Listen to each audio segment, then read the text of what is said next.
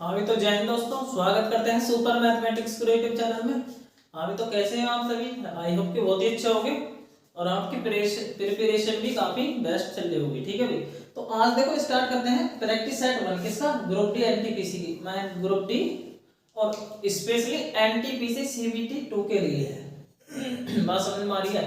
और group D वाले भी जरूर देखें क्योंकि मैथ तो सेम ही रहेगा। अरे चैप्टर तो सेम ही है, मैथ के सिलेबस सेम है, अब क्वेश्चन भी उसी मेथड पर आएंगे। आपको मेथड सीखना है और प्रैक्टिस करनी है आपकी, और कम टाइम में कैसे करना वही आपको देख मतलब ध्यान में रखते चल रहा है। ठीक है भाई, तो मैं 35 क्वेश्चन कराने जा रहा हूँ किसके, मैथ के, एनटीपीसी सीबीटी 1 प्रैक्टिस सेट है 1। ठीक है ना, ध्यान रखना। ये मेरा रुकमणी, देखो मैंने रुकमणी का प्रैक्टिस सेट करा रहा हूँ, किसका, रुकमणी का। ये मतलब रुकमणी के प्रैक्टिस सेट काफी अच्छे होते हैं, बात समझ में आ रही है? इसमें आपको कम से कम 21 तो देखो 21 तो टेस्ट मिलेंगे और 9 आपके पेपर सेट मिलेंगे प्रीवियस ईयर के। ठीक है ना, वो आपको बाद में कराऊंगा। और आप इन्हें देखो, मतलब आपके किस सेट आज पहला दिन है। ठीक है ना, तो डेली में एक सेट लाया करूंगा आप, तो इस वीडियो को बड़े ध्यान से देखें। ठीक है भाई, और लाइक करें, वीडियो को लाइक करो, मर्जी आपकी करो या मत करो। ठीक है ना, मैं करा रहा हूँ। देखो इसमें क्वेश्चन नंबर 1 से स्टार्ट करता हूँ। क्वेश्चन नंबर 1 से, इसमें अगर क्वेश्चन नंबर 1 की बात की जाए, देखो पहला क्वेश्चन इसमें दे रखा है, इसमें x square minus Y square, ठीक है, और ब्रैकेट इस तरीके से लगा रखा, भाग भाग कर रखी है x प्लस वाई से, x माइनस वाई से, और बराबर क्या रहा, बराबर क्या आएगा, बराबर क्या। देखो जब आप इस तरीके सवाल दे रखा, भाग की जगह बटा लगा लो। देखो ये तो सूत्र है, ये क्या है, सूत्र है X square minus Y square. सूत्र क्या होता है, मैं कह सकता हूँ X square minus Y square, एक बार इसे जोड़ के लिखते हैं, एक बार घटा के लिखते हैं। अरे इस तरीके से तो लिखा है, और भाग हो रही है, भाग का मतलब बटा, और x माइनस वाई से भाग हो रही है, और x माइनस वाई से तो भाग हो रही है, तो इससे तो कैंसिल आउट हो जाएगा। क्या बचेगा बस, मतलब x प्लस वाई बचेगा, इसमें क्या बचेगा, x प्लस वाई। समझ में आई? अरे ठीक है, देखो आगे चलते हैं। देखो क्वेश्चन नंबर 2 पे, इसमें क्वेश्चन नंबर 2 पे चलते हैं। देखो क्वेश्चन नंबर 2 से 4 तक, क्वेश्चन नंबर 2 से 4 तक इसमें डायरेक्शन दे रखे, क्वेश्चन दे रखा, सही है। तो इसमें क्या ना 100 विद्यार्थियों के, देखो कहने का मतलब क्वेश्चन पढ़ो, 4 क्वेश्चन है, अरे 3 क्वेश्चन पूछ जाएंगे, तो थोड़ी सी लैंग्वेज यार थोड़ी पढ़ लो और प्रैक्टिस करना इन चीजों को। ये कह रहा 100 विद्यार्थियों की किसी कक्षा में, मतलब एक क्लास है उसमें 100 स्टूडेंट है, 100 स्टूडेंट है, स्टूडेंट कितने 100। ठीक है, आगे कह रहा किसी कक्षा में 20 विद्यार्थी केवल स्पेनिश और 30 विद्यार्थी केवल फ्रेंच और 15 विद्यार्थी केवल जर्मनी। मतलब देखो 3 लैंग्वेज दे रखी है, 3 लैंग्वेज। देखो अगर 3 लैंग्वेज दे रखी है इस तरीके से क्या बनाओगे, अरे वेन डायग्राम बना लोगे। अगर 3 चीज है तो 3 वेन डायग्राम इसे बना लेंगे। अगर मैं बात करूं, देखो इसमें 3 भाषा में लिख देता हूं, भाषा कौन कौन सी है केवल। देखो पहले स्पेनिश है, स्पेनिश। दूसरी जो भाषा है इसकी आंखों में फ्रेंच दे रखी है, फ्रेंच, फ्रेंच यानी फ्रांसी। ठीक है ना, चौथी है जर्मन, क्या है, जर्मन। तीसरी जर्मन है, इस तरीके से दी हुई है। अरे बात समझ में आ रही है? अगर बात करो इसमें स्पेनिश की क्या बोलेगा, देखो इसमें एक चीज पर ध्यान देना है, एक तो स्पेनिश, एक होएगा केवल स्पेनिश, केवल एक स्पेनिश। स्पेनिश की जगह कोई भी भाषा हो सकती है, स्पेनिश। ठीक है ना, अरे बात समझ में आ रही है? देखो मैं बात करना हूं, देखो या तो केवल भाषा लिख रही हो या भाषा लिख रही हो केवल भाषा। केवल पे ध्यान देना। अगर केवल की बात करूं तो केवल का बस इतना पोर्शन होता है, मतलब सिंगल वाला, कितना, सिंगल वाला, जहां पे ये आपस में ओवरलैप कर रहे हो, ओवरलैप को छोड़कर बाकी जो केवल वाला पोर्शन होगा क्या होता है, केवल वाला। ठीक है ना, स्पेनिश का केवल ये है, फ्रेंच का केवल ये वाला भाग होगा, और जर्मन का केवल ये वाला भाग होगा। यही समझाना था इसमें, क्या है, यही समझाना। तो इसमें क्या रहा है, केवल ये कह रहा है कक्षा में 20 विद्यार्थी केवल स्पेनिश, तो केवल स्पेनिश, केवल स्पेनिश का ये वाला भाग होगा। इसमें कितने स्टूडेंट है, 20, मतलब 20 बैठा दे, कमरे बना दे, ये क्या बना दे, कमरे। आगे कह रहा 30 विद्यार्थी फ्रेंच, 30 फ्रेंच, देखो 30 वाला ये वाला पोर्शन होगा, ठीक है, बहुत अच्छी बात है। आगे कह रहा 15 विद्यार्थी जर्मन, जर्मन का कौन सा है वाला, तो 15 विद्यार्थी इसमें होंगे। ठीक है भाई, आगे कह रहा 10 विद्यार्थी स्पेनिश और फ्रेंच दोनों, 10 विद्यार्थी, देखो स्पेनिश और फ्रेंच दोनों। देखो स्पेनिश का तो ये वाला इस तरीके से ये तो बोला जा रहा है, और फ्रेंच का ये वाला बोला जा रहा है, तो मतलब स्पेनिश का और फ्रेंच का मतलब ये वाला कॉमन हो जाएगा। अरे दोनों को तो इस तरीके से लिख नहीं सकते क्योंकि 2 कमरे बनने इसमें, तो मैं इस चीज को यहाँ पे दर्शा दूं, कहां पे दर्शाऊंगा, यहाँ पे। कितने विद्यार्थी हो, 10 हैं, कितने हैं, 10। अरे बात समझ में आ गई? बात तो समझ में आ रही होगी। स्पेनिश और फ्रेंच दोनों, ये कह रहा 5 विद्यार्थी जर्मन और फ्रेंच, ऐसे 5 जर्मन और फ्रेंच मतलब दोनों, मतलब इस चीज को मैं कहा लिख दूंगा यहाँ पर, मतलब ये दोनों के हैं, किसके, दोनों के, जर्मन के भी और फ्रेंच के भी, ठीक है भाई, जर्मन के भी और फ्रेंच के दोनों के हैं, सही है, ठीक है। अरे आप इसमें लिख दियो ना जर्मन फ्रेंच, अगर दोनों की बात कर रहा था दोनों की, चलो मैं इसमें लिख देता हूँ, दोनों की है तो इसमें लिखता हूँ, ये भी दोनों का था इसमें, यदि तीनों का कहता था तीनों का ये वाला हो जाता, तीनों का कौन सा पोर्शन होता है, ये वाला, बात समझ में आ रही है, ठीक है। तो आगे की बात करते हैं, आगे क्या रहा है, तथा शेष विद्यार्थी केवल इंग्लिश, मतलब इंग्लिश का तो इन तीनों से कोई मैच ना, तो इंग्लिश का बोला अलग से बना लो ना, ये क्या है इंग्लिश। इसमें शेष विद्यार्थी कितने, शेष, अब शेष विद्यार्थी कैसे निकालोगे, टोटल स्टूडेंट कितने 100, अब इसमें देखो 20 विद्यार्थी यहाँ बैठे, 10 यहाँ बैठे, तो कितने हो गए 30 विद्यार्थी, और 30 ये रहे, 30 कितने 60 विद्यार्थी हो गए, देखो 60 और 5 और 15 ये रहे, यानी 5 15 20 और 60 यहाँ हो गए, 60 और 20 कितने हो गए 80, मतलब इस गोल इनमें टोटल 80 विद्यार्थी बैठ रहे हैं, इसमें टोटल कितने बैठ रहे हैं 80 विद्यार्थी, और टोटल विद्यार्थी कितने रियल में 100, टोटल कितने 100, तो केवल इंग्लिश में शेष कितने आएंगे, केवल इंग्लिश में 20 ही तो आ जाएंगे, अरे कितने आएंगे 20, बात समझ में आ रही है, ये केवल की बात करिए, केवल इंग्लिश, क्या है केवल इंग्लिश, सही है भाई, केवल इंग्लिश। अब देखो क्वेश्चन करेंगे बड़े आराम से, कह रहा दूसरा क्वेश्चन में कह रहा कितने विद्यार्थी फ्रेंच पसंद करते हैं, देखो फ्रेंच फ्रेंच फ्रेंच फ्रेंच कहां दिखेगा, फ्रेंच यही तो है, अरे ये तो है फ्रेंच का बोला, देखो फ्रेंच के बोले में क्या आ रहे हैं, देखो 10 भी है 5 भी है और कितना 30 भी है, अगर केवल फ्रेंच करता तो केवल फ्रेंच 30 होता, अगर फ्रेंच की बात कर रहा तो सारे देखेंगे, मतलब फ्रेंच वाले बोले में टोटल कितने हैं, फ्रेंच में देखो 30 एरे 10 एरे 40 और 5 एरे कितने हो गए, देखो फ्रेंच की बात कर रहा, फ्रेंच में कितने हो जाएंगे 45, बात समझ में आ रही, फ्रेंच में कितने हो जाएंगे 45, तो ऑप्शन नंबर क्या हो जाएगा इसका डी, ठीक है।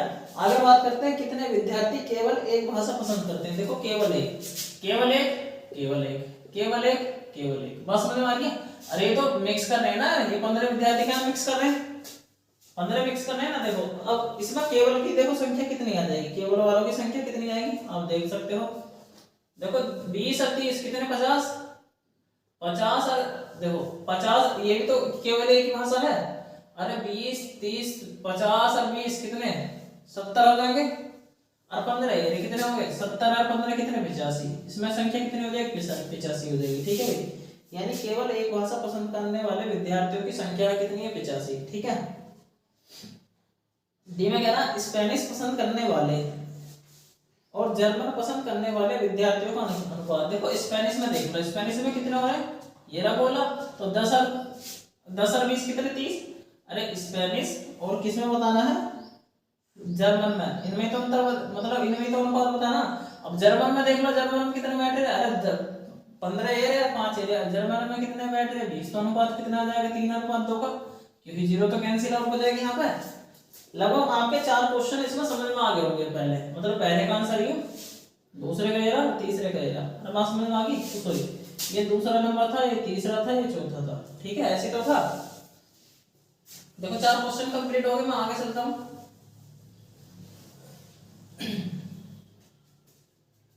क्वेश्चन नंबर 5, ये बच्चों क्वेश्चन नंबर 5 में आपके सामने दिया हुआ है, कह रहा कौन सा चतुर्थांश में बिंदु -4 -3, तुम चिन्हों पर ध्यान दोगे, मतलब ये चतुर्थांश पूछ रहा, तो माइनस माइनस कौन से चतुर्थांश में होता है बच्चों, कौन से में होता है, देखो मैंने बताया था, देखो ये वाली ये प्लस की लाइन होती है, इधर इधर ये कौन सी होती है माइनस की, यहाँ पे प्लस की होती है इस तरीके से, और नीचे जाएंगे तो माइनस की होती है, नीचे जाएंगे तो कैसे होगी माइनस की, अरे बस समझ में आ रही है, ये एक्स एक्सिस होती है, वाई एक्सिस होती है, इस तरीके से होती है।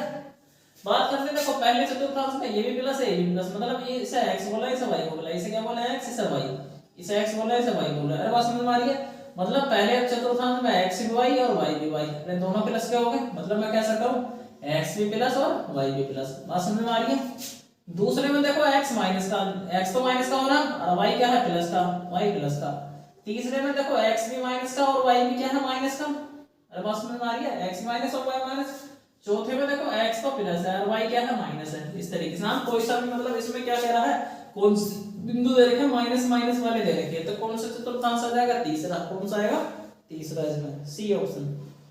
अगला जो क्वेश्चन है इसमें क्वेश्चन नंबर 6, इसमें क्या दे रखा है, क्वेश्चन नंबर 6 में दे रखा है 5 cos 0 माइनस का 4 साइन स्क्वायर 30 है इस प्लस 6 कॉस सेक स्क्वायर 45। ठीक है भाई, इसका मान पूछ रहा। देखो आपको पता होनी चाहिए cos 0 का मान कितना होता है, 1 होता है। क्या होता है 1, 1 का वर्ग 1 ही हो जाएगा। अरे बात समझ में आ रही है। -4 sin 30 का मान 1/2 होता है। कितना होता है 1/2, पर इसका स्क्वायर भी तो है तो इसका क्या हो जाएगा स्क्वायर। ठीक है। अच्छा बात करते हैं देखो 6, देखो कोसेक की बात करूं, कोसेक 45 का मान √2 होता है। कितना होता है √2, पर इसका तो वर्ग हो रहा है तो वर्ग हो जाएगा। अभी साल कर लो, देखो यहाँ तो 5 ही आएगा। देखो 2 दूनी 4, अरे तो 4 हो जाएगा, 4 से ही पूरा ना कट जाएगा तो यहाँ क्या बचेगा माइनस का 1 ही तो बचेगा। अरे जब भाग होती है मतलब आपस में कटता तो 1 ही तो बचता है। अब देखो 2 का √2 का वर्ग 2 हो जाएगा, 2 की 12 में गुणा करूं तो कितना आएगा, अरे 6 दूनी 12 में हो जाएगा, 2 की 6 में गुणा करूं तो 12 हो जाएगा। अब यहाँ पे देखो यदि 5 में से 1 घटाऊं तो 4 बचेगा, और 4 और 12 कितना हो गए 16, 4 12 कितना हो गए 16, आपका आंसर है। ठीक है ना, तो मिटा दो इसे। क्वेश्चन नंबर 7 करते हैं। क्या करते हैं क्वेश्चन नंबर 7। इसमें देखो आप बड़े आराम से कर सकते हो, मैं तो समझा रहा हूँ इसमें टाइम लग रहा है, अगर आप करोगे ना बैठ कर तो बहुत तेजी से करोगे। आपको स्पीड बनानी है बोल्ड वाली, ठीक है ना। क्वेश्चन नंबर 7 करेंगे। इसमें कह रहा है 4 3x। देखो आपके टाइम को मेंटेन देखते हुए क्वेश्चन आएंगे, कभी सोचो कि लाइन दिया जाएंगे आगे। देखो ये भी प्रैक्टिस सेट है, क्या प्रैक्टिस सेट ही तो है +8, तो x का मान पूछ रहा है इसमें, x का मान पूछ रहा। ठीक है ना, तो बड़े आराम से निकाल लोगे। अरे 4 3 12x हो जाएंगे, और 4 दूनी 8 हो जाएगा बराबर 3 दूनी 6x हो जाएगा, और प्लस का 8 दूनी 16, x वाले इधर देखो इस 6 को मैं इधर लाऊंगा, 6x को इधर लाऊंगा तो घटाना पड़ेगा ऐसी बात। तो इसे इधर लाने की बजाय मैं ही ना घटा दूं। अरे 12 में से 6 ही घटा सकता हूं, 12 में 6 गए तो 6x बचेगा। अरे बात समझ में आ रही है। अच्छा ये देखो 8 को इधर ले जाऊंगा तो चिन्ह बदल जाएगा, माइनस का प्लस हो जाएगा, और प्लस के पहले से 16 है यहाँ पे, तो 16 ये तो इधर जाकर जुड़ जाएंगे, 16 8 कितने होंगे 24 हो जाएंगे, और इससे कट जाएगा 6 चौका 24, तो x का मान 4 आ जाएगा नॉर्मली। ठीक है भाई, x का मान 4 मिटा देता हूं। देखो क्वेश्चन नंबर 8, क्वेश्चन नंबर 8 आपका।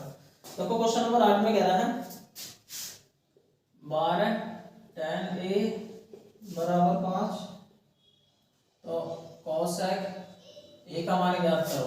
इसका मतलब क्या है, देखो इसका मतलब है tan a बराबर 5/13, 5/13। देखो अगर मैं tan की बात करूं, tan का जो सूत्र होता है, tan का क्या होता है बच्चों, tan बराबर होता है लंबटे आधार। कितनी क्या होता है लंबटे आधार। देखो लंब का मान 5 है और आधार कितना 13 है, आधार 13 तो इसमें। ठीक है भाई, सॉरी अच्छा 12 है, 12 है, आधार 12 हो जाएगा, अरे 12 हो जाएगा। बात समझ में आ रही है। यदि आप करण निकालोगे इसमें करण क्या कितना आएगा, अरे करण निकालो, करण क्या होता है आधार का स्क्वायर प्लस लंब का स्क्वायर होता है। आधार का स्क्वायर मतलब 144, लंब का स्क्वायर मतलब 25, कितना होगा, अरे 169 हो जाएगा। 169 का वर्गमूल कितना होगा 13, मतलब इसका मान तो 13 होगा। बड़े आराम से निकाल सकते हो, कोई दिक्कत वाली बात नहीं है इसमें। ठीक है ना।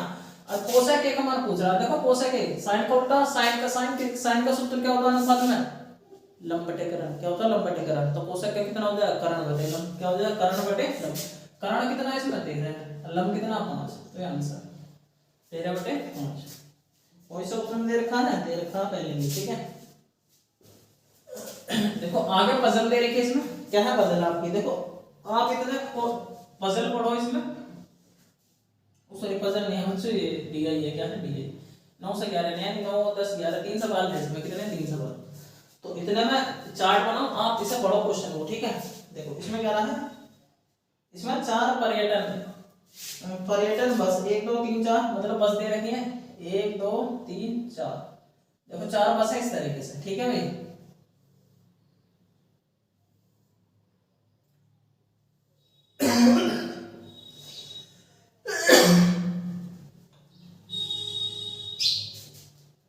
इसमें शुक्र कह रहा है, शनिवार है,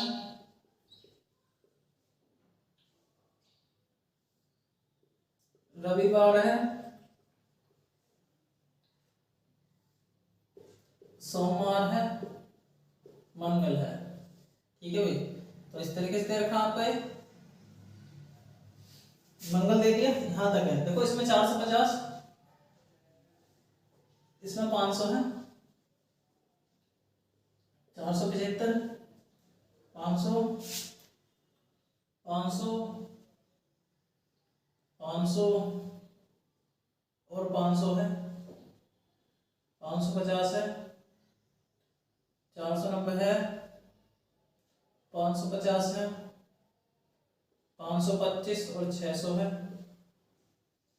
510, 600, 13 में 600 है, 700, 400, 700 और आपको 500। क्वेश्चन करेंगे देखो पढ़ने के बाद हमें पता चलेगा। देखो 1 2 3 4 तो बस है, मतलब 4 बस है, और ये दिन के हिसाब से आ रही है, सोमवार शनिवार रविवार सोमवार मंगल, मतलब 5 दिनों में ही बस जा रही है। ये देखो बस ये कह रहा है बसों द्वारा तय की गई दूरी है, तय की गई दूरी अलग अलग दिन में, और 4 बस है, 4 बस है। ये दूरी दे रखी है, इनकी क्या दे रखी दूरी देखिएगा। इस जानकारी पर विचार करें और इस पर आधारित निम्नलिखित प्रश्नों के उत्तर दें। 9वां प्रश्न है, कौन सा है 9वां। 9वें प्रश्न में क्या बोल रहा है, 9वें प्रश्न में क्या बोल रहा है, ये कह रहा है, ये कह रहा किस दिन चारों बसों द्वारा, किस दिन, दिन की बात कर रहा है, मतलब शुक्र दिन, शनिवार दिन, मंगल, मतलब इस तरीके से ये कह रहा किस दिन, किस दिन, हमें पता नहीं किस दिन, हमें बताएंगे क्या, किस दिन चारों बसों द्वारा तय की गई कुल दूरी किसकी अधिकतम, कुल दूरी अधिकतम थी, मतलब किसकी दूरी अधिकतम थी, मतलब किस दिन सबकी, मतलब सभी बसों द्वारा दूरी किसकी अधिकतम थी, ये आपको बताना है, ये आपको बताना है, यानी सबकी दूरी की मतलब टोटल करना है। टोटल तो यार आसान, मतलब क्या है आसान करना है। देखो कैसा है, बड़ी बड़ी मतलब नॉर्मल सी वैल्यू दे रखे जिन्हें आप बड़े आराम से जोड़ सकते हो। देखो नॉर्मली मैं जोड़, देखो कितना 400 500 900, और इसका 400 और इसका 500, 900 900 1800 होगा, अरे 1800 होगा। अब यहाँ पे 75 है, यहाँ पे 50 है, 1800 और 75 50 125 हो जाएंगे, और 1800 और 125 कितने, 1925 ना हो गए, अरे जुड़वा ना आराम से।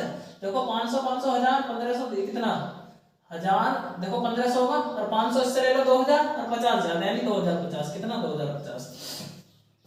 यदि मैं इससे जोड़ू, क्या जोड़ू, देखो इससे 10 रुपए लेके इसे दे दो, मतलब इस पे 115 515 रहेंगे, अच्छा इस पर 500 हो जाएंगे, कुल मिलाकर 500 500 500 1000 1500, अरे 1500 होगा, 1500 से 600 कितना होगा 2100, कितना होगा 2100। बात करते हैं देखो 2100 की।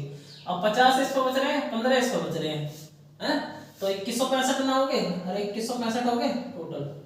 आगे बात कर सकते हो 600 600 1800 1800 500 कितने हो गए, 1800 500 2300 2310 ना हो गए 2310। इसमें बात करते हैं 700 और देखो 7 4 1100, 1100 और 700 कितने हो गए 1800, 1800 और 500 कितने हो गए 2300। अब बात समझ में आ रही है। अब किस मतलब कौन से दिन सबसे अधिक दूरी तय करी, तो इसमें तो है, मतलब आंसर क्या आएगा सोमवार, आंसर क्या आएगा सोमवार। तो समझ में आ गई बात, समझ में आ गई ना। अगला क्वेश्चन है 10वां। 10वें क्वेश्चन में कह रहा सभी 5 दिनों में किस बस, यानी सभी 5 मतलब सभी 5 दिनों में किस बस का औसत सबसे कम रहा, सबसे कम रहा, मतलब किस बस का औसत सबसे कम रहा, मतलब सभी इन दिनों में, सभी दिनों में किस बस का, मतलब पहली का दूसरी का तीसरी का औसत बताना। तो औसत के लिए हमें योग की जरूरत पड़ती है, औसत ना निकाल लो योग निकाल लो, क्योंकि बसों की संख्या सबकी समान है, यानी सबकी समान की बात है। यदि सबसे कंपेयर करूं तो हम समझ ही बता देंगे, जिसका योग ज्यादा होगा उसका औसत ज्यादा होगा, जिसका योग कम होगा उसका औसत भी क्या होगा कम। तो इसमें कम ही तो बताना है आपको। तो औसत देखो कैसा, मतलब होगा इस तरीके से जोड़ दो, कैसे जोड़ोगे देखो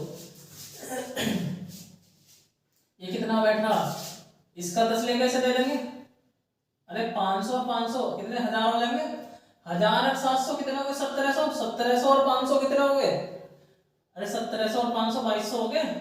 अब 2200 और 400 कितने हो गए 2600 और 50 हो रहे कितने 2650 हो गए, इसमें कितने हो गए 2650।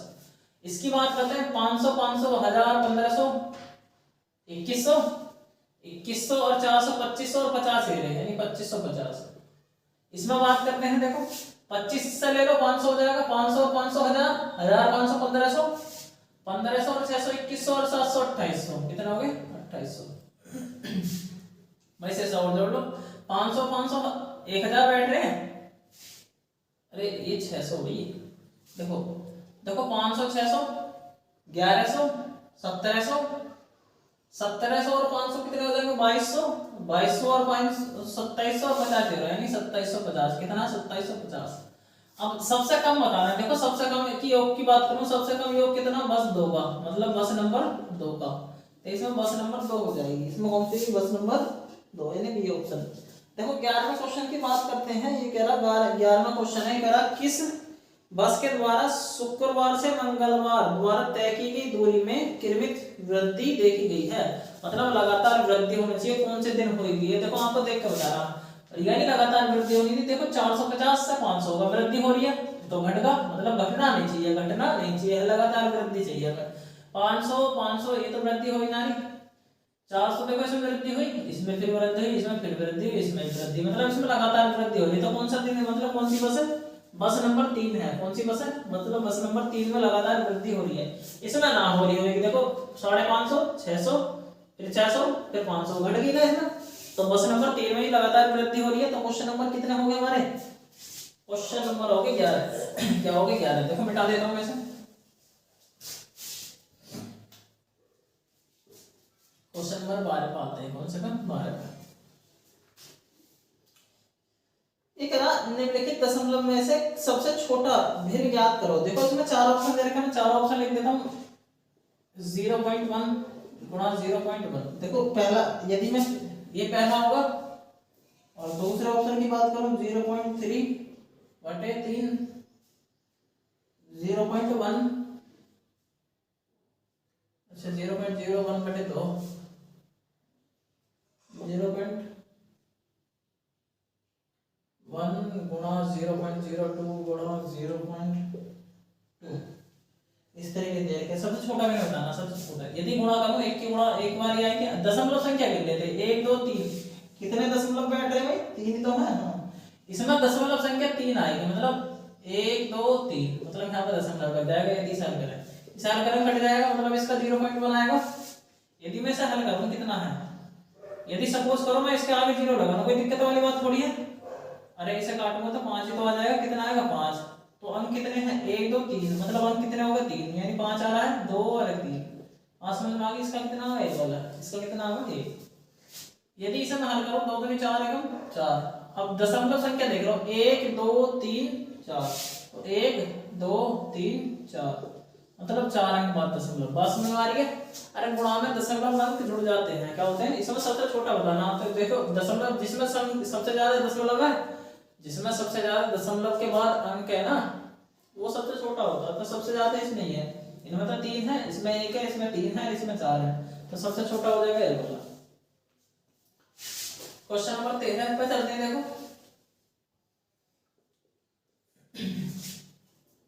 ये कह रहा है क्या संख्या 1000 को, क्या संख्या 1000 को इस प्रकार दो संख्याओं में विभाजित किया जा सकता, मतलब दो संख्या में बांटा जा सकता है कि उनका मैसा 15 हो। ध्यान रखना बच्चों, इसमें क्या रहा है? मैसा 15 हो। मैसे क्या हो? 15 HCF, ठीक है ना? HCF बात समझ में आई? यदि देखो मैसे क्या दे रखा? 15। देखो मैसे की एक शर्त होती है, तो संख्याओं को योग दे रखा। संख्याओं को क्या दे रखा? योग, क्योंकि दो भागों में बांट दिया। तो ध्यान रखना मेरे प्यारे बच्चों, यदि HCF कोई इस तरीके से कोई भी सवाल आ रहा है ना, आप HCF से भाग करके देखो। क्या करोगे? HCF से भाग करोगे इस वाली संख्या को। यदि ये विभाज्य हो जाता तो संख्या विभाज्य हो जाएगी। संख्या क्या होगी? विभाज्य होगी। अरे बात समझ में आ रही है? संख्या ऐसी संभव हो सकती है, परंतु यदि विभाज्य ना हो रहा, विभाज्य ना हो रहा, तो संभव ही ना होने का है। क्या होने का? संभव। देखो क्या ये 15 से कट जाएगा? तो 15 से तो जिंदगी में भी ना कटाई हो। 15 से कट जाएगा कि ना कटने का। तो इसमें ऑप्शन दे रखे हैं, हाँ यह मुमकिन है, बिल्कुल गलत बात है, मुमकिन ही ना है। तो ये तो नामुमकिन है। तो ऑप्शन नंबर डी में क्या हो जाएगा? नामुमकिन, मतलब ऑप्शन नंबर डी इसका आंसर हो जाएगा। ठीक है ना? तो ऐसा संभव ही ना होगा। ठीक है भाई। क्वेश्चन नंबर किस बात है? 14 पे। कितने पे? 14 पे। Question number 14। इकरा दो अभाज्य संख्या x और y, जिसमें x बड़ी है y से। x क्या बड़ी है? y से। बात समझ में आ रही है? और इनका लैस है, देखो लैस दे रखा है 161। यदि दो अभाज्य संख्या का लैस दे रखा तो हमेशा उसकी मल्टीप्लिकेशन होगी। हमेशा क्या होगी? इसकी मल्टीप्लाई। अरे मतलब कहने का मतलब दो अभाज्य संख्याओं का लैस जो होता है उनकी गुणा हो जाती है। क्या हो जाती है? उनकी गुणा। मतलब दो संख्याओं को गुणनफल दे रखा है और इसमें 3y, इसमें क्या पूछ रहा है 3y माइनस का x का मान पूछ रहा है, 3y माइनस x का मान आपको इसमें बताना है। तो मतलब संख्या को गुणनफल दे रखा, तो जाहिर सी बात है इनका गुणनफल कर लो, संख्या भी आपको पता पड़ जाएगी। देखो अभाज्य संख्या, तो देखो अभाज्य संख्या होती है 2 3 5 7 11 और क्या है 13, इस तरीके से। देखो 2 से तो कटे ना, एक बाद में होना है 3 से, देखो 3 से काट के देखते हैं, 3 से काटने का नियम क्या है 6 7 8, इन दोनों को इन तीन सबको जोड़ के तो 8 बैठ रहा है। यदि ये 3 से विभाज्य होता है, इनका अंक हो गया 3 से विभाज्य होता तो 3 से कटती, तो ये 3 से भी ना कट रही, 5 से तो कटेगी ना, फिर 7 से चेक करके देखेंगे। देखो 7 दूनी 14, यदि 7 से काट के देखो 7 दूनी 14, 2 बचा 21 होगा, यानी 7 21 तो कट गया 21 से, मतलब 7 से कटा। देखो 7, देखो 7 से क्या बार कट रहा, 7 दूनी 14 और 7 दूनी 14, 2 बचा 21 होगा, 7 21, अरे कट गया ना, मतलब संख्या क्या आ गई 23 गुणा 7, मतलब संख्या कितनी आ गई 23 गुणा 7। अब बड़ी संख्या कौन सी है, देखो बड़ी संख्या x है, तो x का मान 23 होगा और y का मान क्या होगा 7। समझ में आ गई, देखो x y के मान निकल गए। अब पूछ रहा है ये वाला, इसमें मान रख दो इनके, मतलब 3 गुणा y का मान 7 माइनस का 23, यानी 7 से 21 माइनस का 23 कितना बचा, अरे माइनस का 2 ही तो बचा, ये आंसर माइनस का 2 क्या बचा, यही क्या है आंसर आपका। क्वेश्चन नंबर 15 पे चलते हैं। देखो ये कह रहा 3 लगातार संख्याओं का औसत n है, मतलब 3 लगातार संख्याओं का औसत n, कुछ भी हो सकता है लगातार, यानी किरमित संख्या क्या है, किरमित संख्याओं का औसत n है। ये कह रहा यदि आगे की 2 लगातार संख्या भी शामिल कर ली जाए, सम्मिलित कर ली जाए, तो इन पांचों का औसत क्या हो जाएगा, इन पांचों संख्याओं का औसत, मतलब ऑप्शन दे रखे हैं। देखो ध्यान रखना, यदि हमें किरमित संख्याओं का औसत दे रखा कुछ भी और आगे क्या है, आगे संख्या इतनी संख्या जोड़ी जा रही है, इतनी संख्या घटाई जा रही है, तो क्या प्रभाव पड़ेगा जोड़े या घटाने पर। हमें संख्या पता होनी चाहिए, मतलब संख्याओं का नंबर, संख्या कितनी संख्या जोड़ रही है और बटे में 2, इतना प्रभाव पड़ेगा। यदि संख्या आगे जोड़ रहे हैं, यदि संख्या जोड़ रहे हैं तो ये बढ़ेगा, क्या होगा बढ़ेगा। यदि घटा रहे हैं, क्या हो रहे हैं घटा, तो ये घटेगा, क्या होगा घटेगा। अरे बात समझ में आ रही है, संख्या मतलब संख्या, देखो संख्या कितनी है, संख्या 2 ही तो जोड़ रहे हैं यार, बटे में 2 कितना है, कितना आगा है, मतलब इसमें अगर संख्या आगे जोड़ रहे तो क्या होगा 1 बढ़ेगा, क्या होगा 1 बढ़ेगा। अरे बात समझ में आ रही है। यदि ये संख्या घटाते हैं, मतलब संख्या क्या होता है घटती, मतलब संख्या विपरीत क्रम में घटाते क्या होता है 1 घट जाता, क्या होता है 1 घट जाता। तो इसमें कह रहा है, इसमें आगे जोड़ रहे तो 2 लगातार संख्या जोड़ रहे तो कितना बढ़ जाएगा, औसत 1 बढ़ेगा, कितना बढ़ेगा औसत 1, मतलब ऑप्शन नंबर सी हो जाएगा, 1 से बढ़ जाएगा औसत, क्या होगा 1 से बढ़ जाएगा। ठीक है भाई। क्वेश्चन नंबर 16, ये कह रहा 500 रुपए को ABCD में इस प्रकार बांटा जाता है, मतलब 4 जने में बांट रहे हैं, किस प्रकार बांटा जाता है, कह रहा ताकि A और B को, मतलब A और B यानी दोनों को, A और B को C और D के योग से, मतलब A और B को C और D के योग से, मतलब इन दोनों के और C और D के योग से, मतलब इनसे 3 गुना ज्यादा मिलेगा। यदि 1 ही मिलेगा ना 3 गुना ज्यादा मिल जाएगा, इनका अनुपात कितना हो जाएगा, एक अनुपात 3। ठीक है भाई।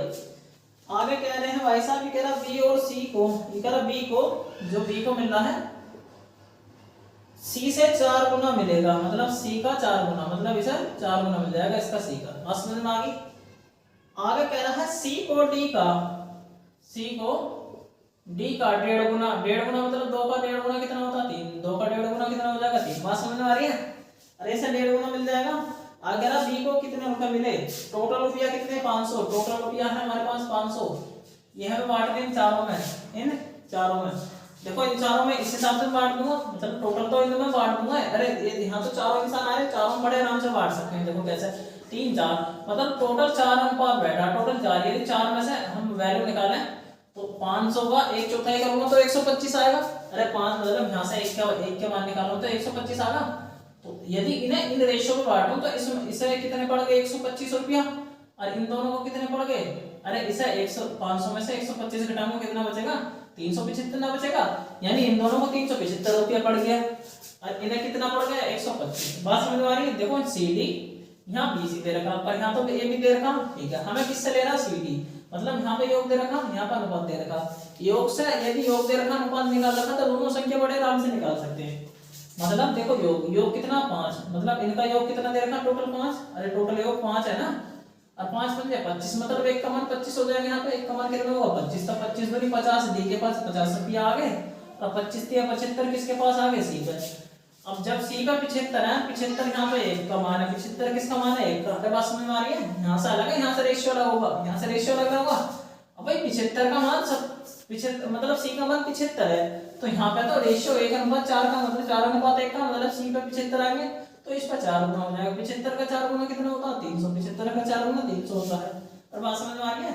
देखो बी और सी कहने का मतलब है सही तो है, ठीक है। इतनी तो बात समझ में आ गई, ठीक है।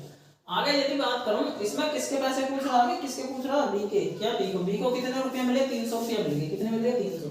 इसमें आंसर निकाल सकते हो ना, देखो बी को कितने मिल गए 300, ये आंसर है आपका।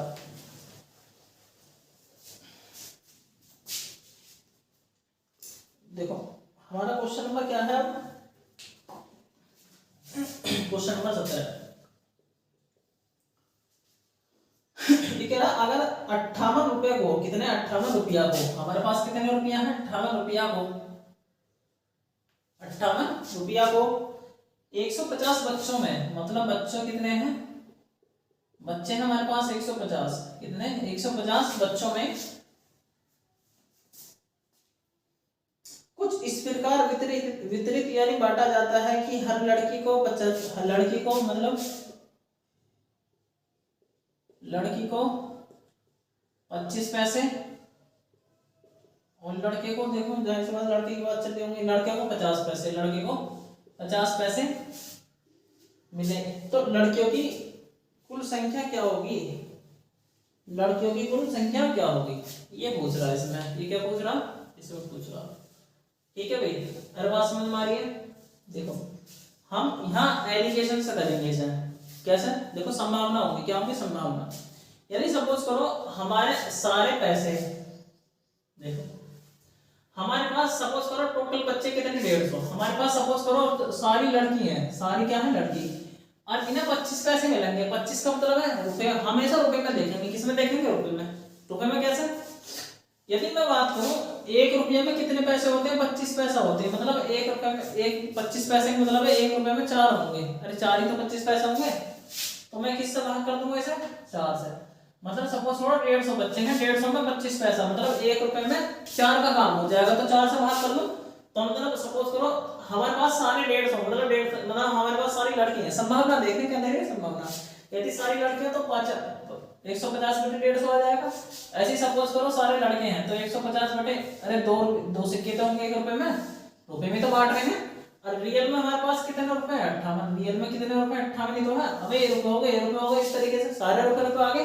अब यहाँ पे तो रेशियो निकालोगे, रेशियो बच्चों को ही आएगा, क्या आएगा बच्चों का, संख्या भी आ सकती है, क्या आ सकती संख्या, देखो कैसे। अच्छा इसे सोल्व करने के लिए देखो ये तो 4 से कटे ना, तो 4 से ना कटे तो क्या करेंगे, सभी को 2 से गुणा कर दो, सबको 2 से गुणा कर दो, क्योंकि आसान हो जाएगा, सबको 2 से गुणा करेंगे क्या होगा आसान। देखो कैसा, ये 200 कटेगा, ये 200 कटेगा कितनी बार 75 बार, कितनी बार कटेगा 75 बार, कटेगा ना 75 बार, तो इससे काटूंगा क्या 4 बार, 200 कटेगा, ये कितना आ गया 150, कितना 150 बैठा, ध्यान रखना 75 है। यदि इससे 2 से गुणा किया कितना बैठेगा 50 दूनी 100 और 8 दूनी 16, यानी 116, ये कितना होगा 116। देखो एलिगेशन इस तरीके से लगाते हैं, एलिगेशन किस तरीके से लगाते हैं, इस तरीके से। देखो यदि 160 में से यदि 75 घटाया जाए, चलो पहले इधर घटा लेता हूँ, पहले इधर घटाऊंगा कितना 150 में से 60 घटाऊंगा कितना बचेगा, अरे बेटा 8 दूनी 16, 5 दूनी 10, 11, 116 है यो। यदि मैं इसमें से घटा दूं कितना बचेगा, देखो 0 में से 4 के 6 के 4 बचा, दाएं लेके, और 14 में से 11 के 3 बचा, यानी 34 आ गया। मैं बात करता हूँ इसकी, यदि इसमें से इसे घटाया जाए तो कितना बचेगा, देखो 16 में से 5 गया 1 बचेगा, ज्यादा में से कम को घटाना है, और 16 में से 5 के 6 में से 5 गया 1 बचेगा, और 7 में से 4 गए कितना 4 बचेगा, सॉरी 11 में से 7 गए 7 4 11 होते 11, मतलब अनुपात आएगा 34:41 का, 34 का और 41 का, ठीक है ना। और टोटल वैल्यू दे रखे, ये हमेशा बच्चों का अनुपात है, किसका बच्चों का, ठीक है। अगर बच्चों की बात की जाए बच्चे कितने बैठे हैं, देखो 34 और 35, 35 और 40 कितने हो गए 76 हो गए, मतलब 75। देखो टोटल वैल्यू बच्चों की 150, तो 1 का मान 2 हो रहा है, 1 का मान 2। अब शुरू में लड़की है, लड़कियों का मान पूछ रहा हूँ, देखो लड़की कितनी है, देखो 34 दूनी 2, तो कितनी हो जाएंगी 68, मतलब लड़कियों की संख्या 68 हो जाएगी, लड़कों की कुछ तो 82 हो जाती, लड़कियों की कुछ तो कितनी होती 82। ठीक है भाई, देखो मिटा देता हूँ मैं इसमें, आई होप के क्वेश्चन समझ में आ गया होगा आपके। ठीक है, क्वेश्चन नंबर 18, क्वेश्चन नंबर कौन सा है 18, इसमें क्या कह रहा है अभी, क्वेश्चन नंबर 18 में कह रहा है, ये कह रहा है ए ने बी को 20% लाभ पर कोई साइकिल बेची। ठीक है भाई, कह रहा सी ने बी को 25% के लाभ पर बेची। ठीक है, देखो इसमें एक 20% दे रखा है, एक 25% लाभ पर दे रखा। देखो लाभ क्या दे रखा, लाभ ये तो दे रखा। ठीक है, यदि 20% की की बात करूं 1/5 होती है, 25 की 1/4 होती है। लाभ हो रहा, यदि लाभ हो रहा तो ये 5 से कितना हो जाएगी 6, ये 4 से कितना हो जाएगा 5। अरे बस में मारी है। ठीक है, सपोज करो ए ना 20 है, सपोज करो ए का मूल्य x है, ए का कितना है x। जब ए का सपोज करो हम ए की ये क्या है, इसका कितने मूल्य, क्या है कितने मूल्य, ए का कितने मूल्य, यदि ए का विक्रय मूल्य निकालना है, मतलब सपोज करो ए ने बी को बेची कितने 20% लाभ पर, तो इसका मतलब 6/5 होगा, 6/5। अब इनका बी ने खरीद ली, ये बी के लिए कितने मूल्य होगा, अब क्या होगा, बी के कितने मूल्य, बी ने तो ये खरीद लिया, अरे इतने में तो बी ने खरीद ली। अब बी ने खरीदेगा, किसको बेच दी, सी को बेची 25% के लाभ पर, बेची का मतलब कितना 5/4 हो जाएगा, तो गुणा करता हूं, मतलब ये सी का कितने मूल्य होगा, सी का क्या होगा कितने मूल्य। अब यू इसमें बोल रहा है बस सी ने साइकिल को 1500 में खरीदा, अब सी का तो कितने मूल्य होगा, इस सी के लिए कितने मूल्य होगा, कितने मूल्य रियल में कितना 1500, रियल में कितना हो 1500। ठीक है भाई, 1500 में अदा किए तो ए का कितने मूल्य पूछ रहा है, ए ने साइकिल कितने रुपए में खरीदी, कितने रुपए में अदा करी, मतलब खरीदिया, उसका शुरू का कितने मूल्य पूछ रहा है, क्या पूछ रहा है कितने मूल्य। ठीक है भाई, तो x का मान निकाल सकते हो, देखो 5 से तो 5 कटेगा, 2 से काटूंगा 2 बार 3 बार। ठीक है ना, देखो 3 से काटूंगा कितना आएगा 500, और 5 तो नहीं कितना, 500 तो नहीं कितना हुआ 1000, मतलब x का मान कितना होगा 1000 रुपया, कितना होगा 1000 रुपया, ये आपका आंसर है। ठीक है,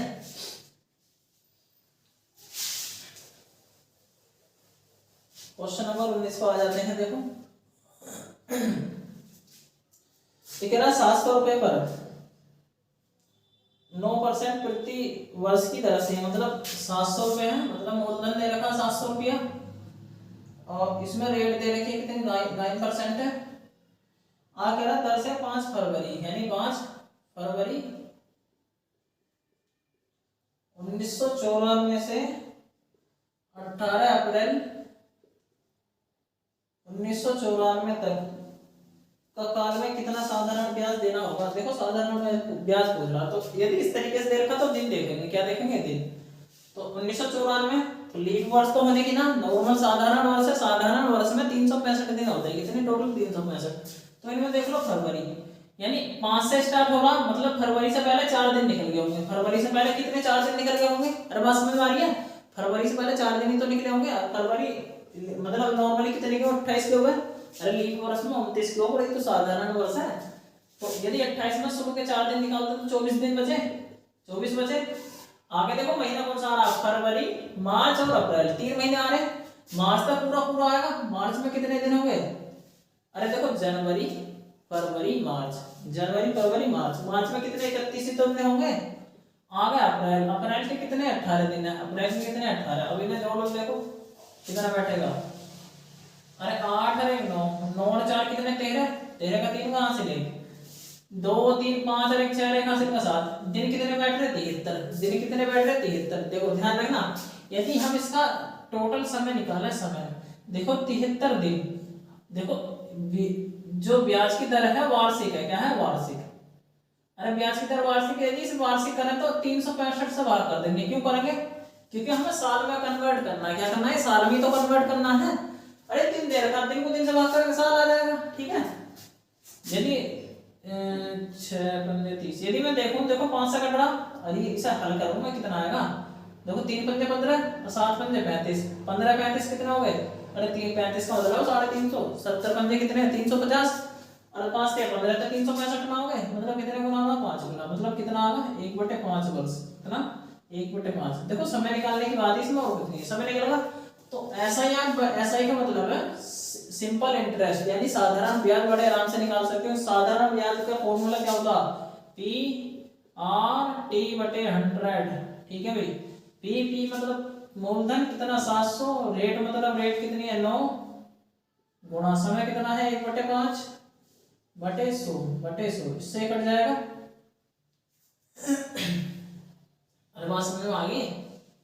तो 9 सत्ते 63/5 कितना आएगा 63/5। यदि मैं से भाग करूं कितना आएगा, अरे 12 पंजे 60, 12 पंजे 60 और 3 को डिवाइड करूंगा तो 3 6 पंजे 30 मतलब कितना आएगा 12.6, 12.6 यानी 12 रुपये 60 पैसे, 12 रुपये 60 पैसे यहाँ पर आंसर आ जाएगा।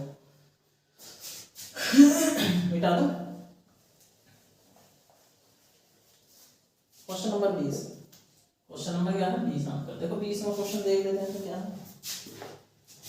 देखो क्वेश्चन नंबर 20 में कह रहा है, इसमें देखो एक डायग्राम दे रखा है, इसमें कह रहा है चित्र ए बी समांतर है किसके डी सी के। देखो ए बी इस तरीके से है, ये भी क्या है इस तरीके से है।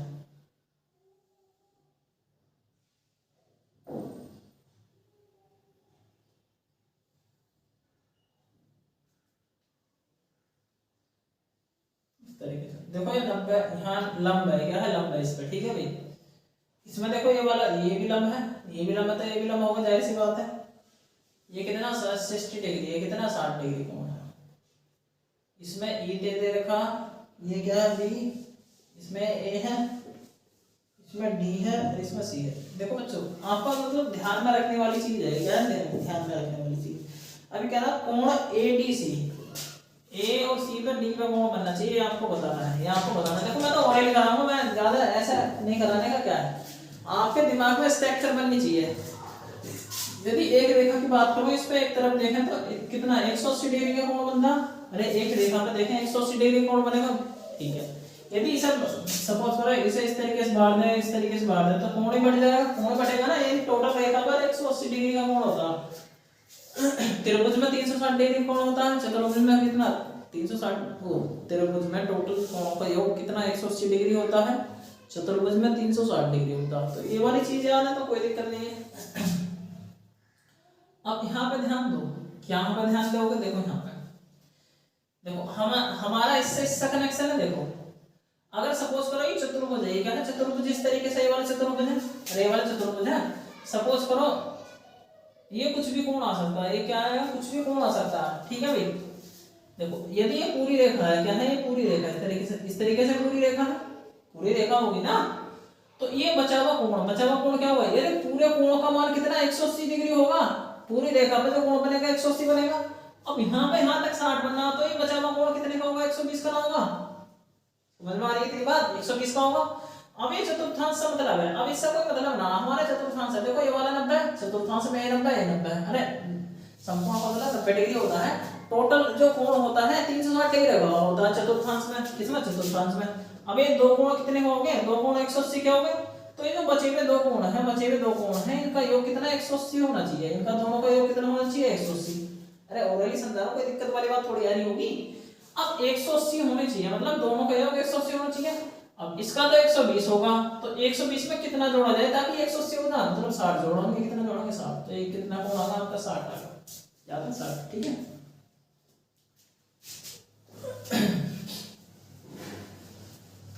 क्वेश्चन नंबर 21, क्वेश्चन नंबर कितना करते हैं, देखो 21।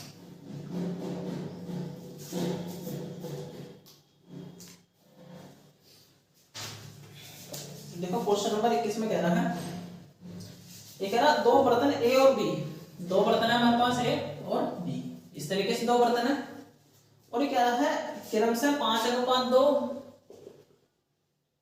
और 7:6 के अनुपात में स्पिरिट और पानी है। मतलब स्पिरिट मतलब शराब है इसमें और पानी है, ठीक है ना। स्पिरिट पानी मतलब पहले स्पिरिट है फिर पानी मतलब वाटर है, फिर क्या है वाटर, बात समझ में आई। स्पिरिट है और फिर वाटर, इस तरीके से दे रखा, ठीक है। और कह रहा है पानी मिला हुआ है, कह रहा किसी नए बर्तन में सी में कोई नया बर्तन है सी को हम बीच में रखेंगे, क्या बीच में क्यों रखेंगे आपको समझ में आ जाएगा। इस टाइप के क्वेश्चन में एलिगेशन करते हैं, क्या करते हैं एलिगेशन लगाते हैं, ठीक है भाई। तीसरा बर्तन है सी में मिक्स कर रहे हैं स्पिरिट और पानी का अनुपात 8:5 में, 8:5 में करके 8:5 में करने के लिए नए मिश्रण को किस अनुपात में मिलाया जाएगा।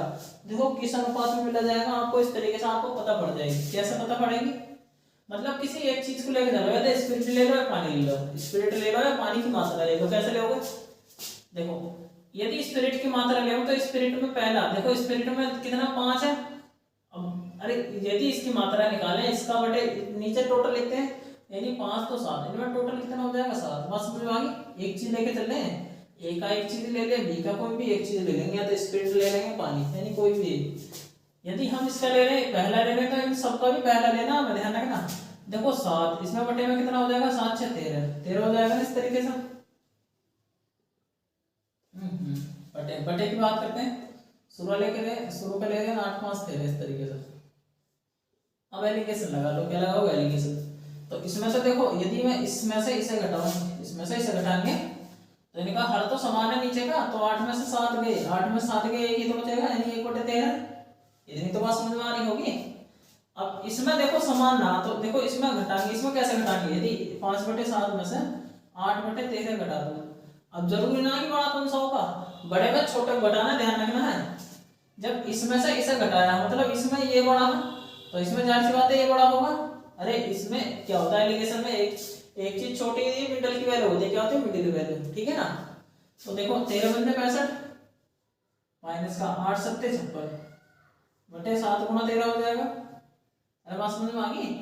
यदि 65 में से 56 घटाऊं तो कितना बचेगा, 9 ही तो बचेगा, यानी 9 बटे 7 गुणा 13, 7 गुणा 13, 13 से तो 13 कट गया। अरे 7 गुणा 7 बटे में तो यहाँ आ जाएगा गुणा में, अरे कितना आएगा 9, अनुपात आ जाएगा 7 अनुपात का 9, कितना आएगा 7 अनुपात 9। ठीक है भाई, ऑप्शन में दे रखा हो तो सही है, हाँ दे रखा है ऑप्शन नंबर डी में। ठीक है भाई, तो हो गया हमारा क्वेश्चन नंबर 21। एक सेकंड, देखो भी कौन से क्वेश्चन पर आ गया हमारे, किस क्वेश्चन हो गए 22 पे चलते हैं, ठीक है ना। देखो क्वेश्चन आपको समझा रहा तो इस वजह से टाइम लग रहा है, ठीक है ना। ये ना कि देखो एक क्वेश्चन आध घंटे से पहले हो जाएंगे, अगर मुश्किल से 1 मिनट ना लग रही हो क्वेश्चन में, समझ रहे हो ना बात को। मैक्सिमम मैं 1 मिनट मान के चलता हूँ, देखिए 35 क्वेश्चन है 35 मिनट, अरे आध घंटा मान लो, आध घंटे में कर लोगे, आध घंटे मैथ कर लियो, आध घंटे में रीजनिंग, और आध घंटे में क्या जीएस कर सकते हो यार। अरे 50 क्वेश्चन पढ़ने ही तो हो उसमें कौन सा थोड़ी करना है तुम्हें कुछ, यदि पढ़ लो, यदि याद है तो आपको सही है। मैंने देखो आधा घंटा देने की बात कर रहा हूँ मैं, कुछ नहीं है वैसे। रीजनिंग वाले मतलब जो जीएस वाला पोर्शन है उसमें आधे घंटे देने की जरूरत नहीं है। उसमें 50 क्वेश्चन पढ़ने में कितना टाइम लगा दो, 15 मिनट लग जाते हैं। अरे 15 मिनट लगा सकते हो, बाकी के 15 मिनट एडजस्ट कर लियो, जैसे किसी क्वेश्चन में ज्यादा टाइम लगेगा उसमें, इस तरीके से। चलो करते हैं, देखो क्वेश्चन नंबर 22, क्वेश्चन नंबर 22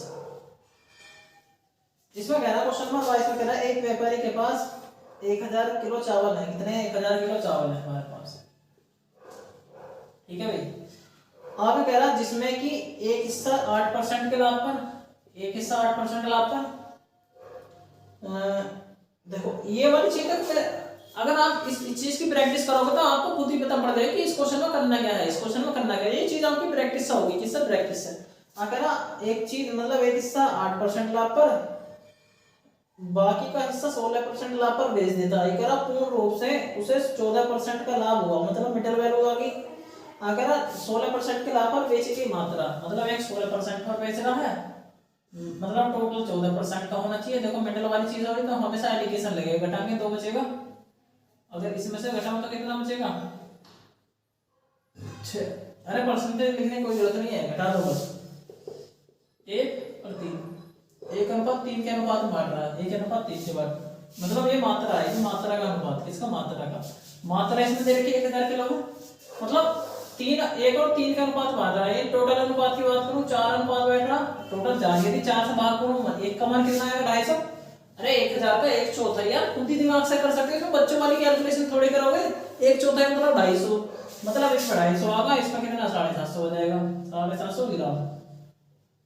अब मात्रा किसकी पूछ रहा, 16% वाले की, तो 16% वाला आंसर कितना हो जाएगा 250 ग्राम, 250 ग्राम।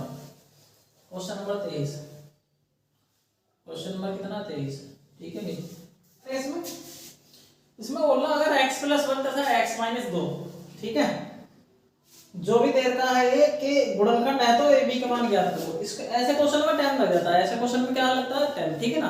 तो मैं कह जो 35 में से एक दो क्वेश्चन ऐसा होता है जो मतलब जिसमें टाइम लग सकता है, ठीक है ना। तो ऐसे क्वेश्चनों को स्किप करके आप इन्हें मार्क लगा के छोड़ दो और इन्हें बाद में हल करने की कोशिश करना यदि समय बचे तो, ठीक है ना।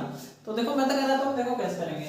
यदि कोई भी गुणनखंड किसी चीज का गुणनखंड है तो मतलब कहने का मतलब गुणनखंड है तो जाहिर सी बात है शेषफल 0 होगा। शेषफल देखो यदि x प्लस 1 और x माइनस इनके गुणनखंड है तो इन्हें सब कुछ 0 के बराबर रख दो। क्या रखोगे 0 के बराबर। यदि इसे 0 के बराबर रखेंगे तो x का मान -1 आएगा, यदि इसे 0 के बराबर रखेंगे तो x का मान 2 आएगा, ठीक है ना। तो पहले x -1 रखेंगे तो इसका शेषफल 0 रखेंगे। देखो कैसे है, इसमें x बराबर -1 रखूंगा। यदि x का मान -1 है, यदि इसकी घात 3 है तो इसका मान तो -1 आएगा। यदि यहाँ पे मैं रखूंगा तो डायरेक्टली मैं थोड़ा थोड़ा तो हल करता चले। अरे थोड़ा थोड़ा हल से मतलब आपकी प्रैक्टिस बढ़ रही है, क्या है, प्रैक्टिस करने मतलब क्वेश्चन करने की स्पीड तेज हो रही है, इसका मतलब यही है। देखो -1 की घात 3 मतलब -1, ठीक है ना, प्लस a प्लस 1 -1 का वर्ग प्लस हो जाएगा, प्लस होगा ना, माइनस d माइनस का 2 और यहाँ पे -1 रखेंगे इस तरीके से, माइनस का 6, शेषफल क्या होगा 0 हो जाएगा। शेषफल क्या होगा बच्चों 0 हो जाएगा, ठीक है भाई। अब ये तो -1 है, इसे मान करूंगा 1 की गुणा होगी, ये a प्लस 1 है क्या, हाँ a प्लस 1, ठीक है। आगे मैं बात करूं माइनस, देखो माइनस माइनस ये तो प्लस हो जाएगा, क्या होगा प्लस। अब ये ऐसी का ऐसे लिख दो यानी b माइनस का 2, ये ऐसी के लिख देंगे क्योंकि माइनस माइनस प्लस हो गया वाला, तो माइनस का 6 बराबर 0। अब यहाँ पे इससे तो ये कट गया। बात करते हैं a प्लस b, ये कितना 2 और माइनस का 6 यानी माइनस के 8, इधर ले जाएंगे तो प्लस के 8 हो जाएंगे, समीकरण नंबर 1 होगा, समीकरण नंबर 1। तो इस चीज से भी ऑप्शन मार कर सकते हैं, मतलब a प्लस बी का मान कितना होना चाहिए 2। तो इसमें ऑप्शन में देख लेते हैं a और b, अरे दोनों के मान 8 होने चाहिए, दोनों का योग 8 होना चाहिए कुल मिला के। तो इसमें एक पहले ऑप्शन में दे रखा 2 और 8 यानी दोनों का योग 10 होगा, दूसरे और तीसरे, अच्छा दो ऑप्शन में 2 8 हो रहे हैं ना, तो ऐसा करना पड़ेगा, दूसरी कंडीशन रखनी पड़ेगी। यदि मैं ऐसा रखूं तो x का मान क्या रखें, पहले हमने x का मान -1 रखा, अब x का मान क्या रखेंगे प्लस का 2 रखेंगे तो x का मतलब 2 का घन कितना 8 हो जाएगा, 2 की घात 3 8 प्लस, यदि मैं रखूं a प्लस का 1 4 रख दो क्योंकि 2 का वर्ग 4 माइनस का b माइनस का 2, यहाँ कितना 2 हो जाएगा और माइनस का 6 बराबर 0 हो जाएगा क्योंकि शेषफल 0 होना चाहिए, ऐसी बात है। अब ये 8 प्लस के 4a प्लस के 4 माइनस का देखो 2b माइनस का देखो माइनस माइनस प्लस हो जाएगा 2 दूनी 4 इस तरीके से, और ये तो माइनस का 6 है बराबर 0। अब जरा देखो क्या बच रहा है, देखो 4a माइनस का b 4a माइनस का 2b, अरे 4a माइनस का 2b तो बच रहा है हैं। अब संख्या देख लो, संख्या कितनी है, देखो 4 4 8 और 8 16 16 में 6 कितना बचेगा, प्लस का 10 ही तो बचा और बराबर 0, बराबर कितना बचेगा 0 और प्लस का 16। यदि मैं इसे इधर ले जाऊं और मतलब 2 से भाग भी कर दूं, 2 से भाग करूंगा तो 2 ही बचेगा, इसे भाग करूंगा तो b बचेगा, इसे 2 से भाग करूंगा कितना बचेगा, अरे 5 बचेगा, इधर आकर माइनस का 5 हो जाएगा, इधर आकर माइनस का 5। समीकरण दो, इन समीकरणों को हल कर लो बस। अब मैं कह सकता हूं a प्लस b मतलब दूसरी समीकरण इसके नीचे लिख रहा हूं 8 है, क्या है 8। यदि इन समीकरणों को जोड़ दूं, क्यों जोड़ रहे हैं क्योंकि b सभी कट जाएगा, जोड़ोगे जरूर तो कटेगा। यदि मैंने सबको जोड़ दूं तो 2 और 1 कितना 3 हो जाएगा, 3 है, अरे 3 हो जाएगा। यदि इन्हें जोड़ रहे कितना, अरे कितना बचेगा 3 ही तो बचेगा प्लस का, तो a का मान कितना आ जाएगा, a का मान आएगा 1। जब दोनों का योग 8 है तो b का मान कितना आएगा, b का मान 7 आ जाएगा यहाँ से। तो 1 और 7 कौन से में b में है, किस b में, ठीक है भाई। तो इस तरीके से हो जाएगा क्वेश्चन।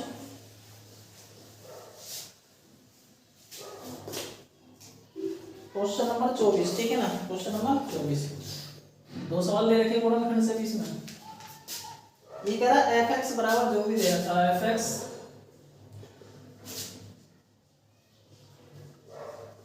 4x की घात 3 माइनस का 2x स्क्वायर 5x माइनस 8 को x माइनस 2 से विभाजित किया जाए तो शेषफल क्या होगा। मतलब x माइनस 2 से विभाजित किया जाए, x माइनस 2 से विभाज्य किया जाए तो मतलब क्या होगा, शेषफल निकालेंगे, देखो कैसा होगा। तो x बराबर क्या रखना पड़ेगा, 2 रखना पड़ेगा। इसमें x बराबर क्या रखना पड़ेगा, 2, यानी f2 का मान पूछ रहा है, f2 का। अरे उससे निकल जाएगा शेषफल, यदि x बराबर 2 रख दें मतलब जो इसका मान आएगा x बराबर 2 रख दें तो शेषफल निकल जाएगा। देखो कैसे, 4 गुणा 2 की घात 3 माइनस का 2 गुणा 2, 2 का स्क्वायर प्लस का 5 गुणा 2 माइनस का 8। देखो हल कर लो कितना आएगा, 2 का घन 8, 800 का 32 होगा, ठीक है। माइनस का 2, देखो 2 दूनी 4, 4 दूनी कितना होगा 8, ठीक है भाई। प्लस का 5 दूनी 10 माइनस का 8। अब देखो 8 8 माइनस के 16, माइनस के 16 और प्लस के 32 है, तो प्लस का 16 बचेगा यहाँ, तो प्लस का 16 और प्लस का 10 और बच रहा, कितना आएगा 26 आ गया। कितना आ गया बच्चों 26। समझ में आया क्वेश्चन, कैलकुलेशन है और कुछ नहीं है इसमें, कैलकुलेशन और क्वेश्चन नहीं है इसमें। क्वेश्चन नंबर कौन सा था अपना, 24 है, ठीक है ना। ऑप्शन नंबर डी इसमें, ऑप्शन नंबर डी, ठीक है बेटा। दोगे क्वेश्चन नंबर 25। हाँ तो क्वेश्चन नंबर क्या है 25। देखो इसमें कह रहा है, इसमें कह रहा है 4 पुरुष और 3 महिला। देखो मैं थोड़ा पहले बता देता हूँ, देखो कुल वर्ग जो होता है, कुल कार्य बराबर होता है व्यक्ति चाहे मेल हो फीमेल हो, यानी टोटल व्यक्ति, मतलब व्यक्तियों की संख्या, अरे व्यक्तियों की संख्या और गुणा क्या कर देंगे अपना समय, क्या है समय, गुणा क्षमता, यदि क्षमता दे रखी हो, क्षमता दे रखी हो तब। अरे बात समझ में आ रही है, नॉर्मल है तो कार्य गुणा क्षमता, सॉरी समय गुणा क्षमता क्या होता है टोटल वर्क। यदि व्यक्तियों की संख्या दे रखी हो तो व्यक्तियों की संख्या भी कहाँ जाएगी, गुणा में आ जाएगी। बात समझ में आ रही है। अरे इसमें से दो चीज भी हो सकती है कोई, यानी ये शुरू की दो भी हो सकती है, बाद की दो भी हो सकती है। सपोज करो किसी में 3 भी दे सकता, किसी में तीनों भी दे सकता, किसी में क्या दे सकता, तीनों भी, ठीक है भाई। तो इस चीज का विशेष तौर पर ध्यान रखो। यदि इनका वर्ग दे रखा तो वर्ग से भाग करते हैं, वर्ग दे रखा वर्ग से क्या करते हैं भाग। तो कह रहा 4 पुरुष और 3 महिला। देखो 4 मेल है और 3 फीमेल है, 3 क्या है फीमेल है, ठीक है भाई। और किसी काम को 6 दिन में, मतलब देखो व्यक्ति गुणा समय, व्यक्ति गुणा समय टोटल वर्क आगा, व्यक्ति गुणा समय टोटल वर्क। अच्छा आगे कह रहा तो पूर्ण करती हैं और 5 पुरुष। आगे कंडीशन, अरे टोटल वर्क बराबर टोटल वर्क रख देते हैं, ऐसी कंडीशन ना, कुल कार्य बराबर कुल कार्य, यहां से निकलना तो अगली कंडीशन है तो कुल कार्य निकाल लेना। देखो इसमें कह रहा 5 पुरुष यानी 5 मेल है प्लस 7 फीमेल है, 7 क्या है फीमेल। इसी काम को 4 दिन में कर सकते हैं, इसी काम को 4 दिन में, कुल कार्य बराबर कुल कार्य। तो यहाँ से क्षमता निकल जाएगी, क्या निकलेगी क्षमता। आगे पूछ रहा है इसी कार्य को पूर्ण करने के लिए एक पुरुष और एक महिला कितना समय लेंगे।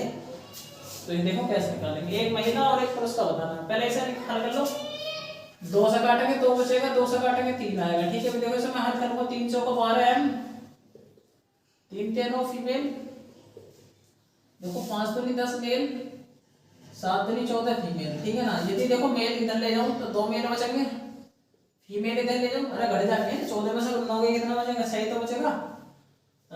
14 में से 9 कितना बचेगा, 5 बचेगा, 5 बचे कितना बचेगा, सही तो है 5 बचेगा, यानी 5 फीमेल, ठीक है ना। यदि मेल और फीमेल का रेशियो निकालना है, मेल और फीमेल का कितना आएगा, 5/2 ही तो आएगा। हाँ समझ में आ गई, तो 5/2 ही तो आएगा। अब इसे मैं हम टोटल वर्क निकालेंगे, टोटल वर्क कैसे, किसी एक से निकाल लो, या तो इससे निकाल लो या इससे निकाल लो। देखो मैं इससे निकाल रहा हूँ, देखो टोटल वर्क 4 गुणा m का मान 5, इसका 3 गुणा f का मान 2 और गुणा 6 का भी 3 कर दो। अरे रियल में तो 6 है, यही तो टोटल वर्क है।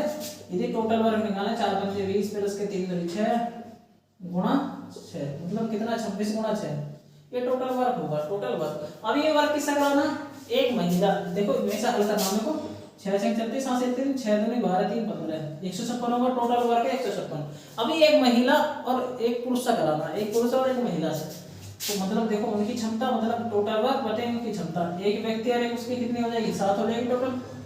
अरे 7 से भाग करता, देखो 7 दूनी 14, 7 दूनी 14, एक बच रहा और 7 दूनी 14, 2 बचेगा बटेगा 7, इतने दिन आ जाएगा, क्या आएगा 22 सही 2/7 दिन, 22 सही 2/7 दिनों में कर लेंगे, ठीक है भाई। समझ में आ गई तेरी चीज।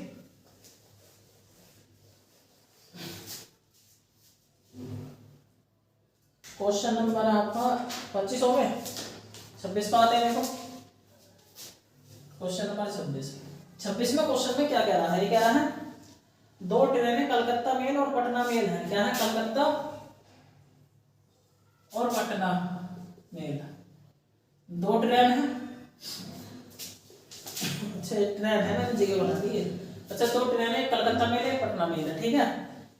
आगे कह रहा है समान समय पर एक दूसरे की ओर, ये इधर से जा रही है, ये इधर से जा रही है, एक दूसरे की ओर क्रम से कलकत्ता और पटना से निकलते हैं, कलकत्ता और पटना से निकलते हैं। ये कह रहा है एक दूसरे को गुजरने के बाद, एक दूसरे को गुजरने, सपोज करो किसी पॉइंट पे एक दूसरे से निकलने के बाद, ये वाली ट्रेन गुजरने के बाद का समय है, गुजरने के बाद, ये गुजरने के बाद T1 समय पहुंचेगी, ये गुजरने के बाद किसमें T1 में, T1 समय पहुंचेगी। अरे इसका पहले का समय T1 क्या था, दूसरे का T2।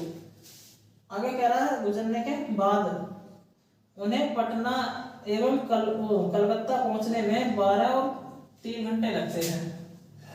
मतलब इसे 12 घंटे और इसे दूसरे को 3 घंटे, इस तरीके से लगते हैं, 3 घंटे लगते हैं।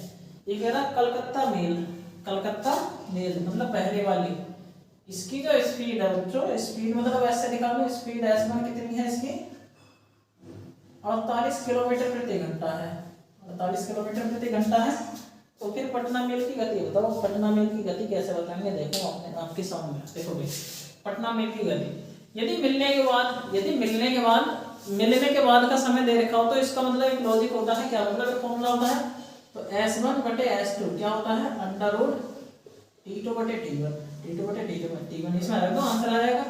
S1 का मान 48 है, S2 का निकालना है, ठीक है। अब देखो T2 का मान कितना 12 है, बटे इसका मान कितना 3, सॉरी अरे T2 का मान तो 3 है, इसका मान है 12, इस तरीके से, ठीक है ना। ये 4 बार कटेगा, इसका वर्गमूल निकाले तो कितना आएगा, अरे 48 बटे S2 बराबर 1 बटे 2 आ जाएगा, 2 की गुणा इसमें कितना, S2 का मान कितना आएगा 96, 48 दूनी कितना आएगा 96 किलोमीटर प्रति घंटा, ठीक है भाई। एक बार मार्क करो, थोड़ा इंतजार है। देखो क्वेश्चन नंबर 27 करते हैं इसमें। आगे इसमें बोल रहा है जो 27वां क्वेश्चन है, ठीक है ना, अभी से, कौन है, अभी से अपनी साइकिल पर सफर कर रहा है, बहुत अच्छी बात है। ये कह रहा उसे ज्ञात होता है कि वह बिंदु ए पर, कोई बिंदु ए है, ए पर 2 बजे पहुंच जाएगा। कितने बजे पहुंचेगा, 2 बजे, कितने, 2 बजे, ठीक है भाई, 2 बजे पहुंचेगा और वह 10 किलोमीटर प्रति घंटा की रफ्तार से चलेगा, मतलब चाल कितनी होगी, 10 किलोमीटर प्रति घंटा। इस कंडीशन में यदि 2 बजे पहुंच रहा है 10 किलोमीटर प्रति घंटा रफ्तार रहेगी। आगे कह रहा है अगर वह कहा गया, ये कह रहा वह यहाँ 12 बजे पहुंचेगा, पहले कितने बजे, पहले 10 किलोमीटर रफ्तार थी, अब ए बिंदु पर कितने बजे पहुंचेगा, 12 बजे, कितने, 12 बजे, सही है भाई। और रफ्तार दे रखी है इसमें, वह 15 किलोमीटर प्रति घंटा की रफ्तार से चलेगा, कितने की, 15 किलोमीटर प्रति घंटा की रफ्तार से, ठीक है भाई।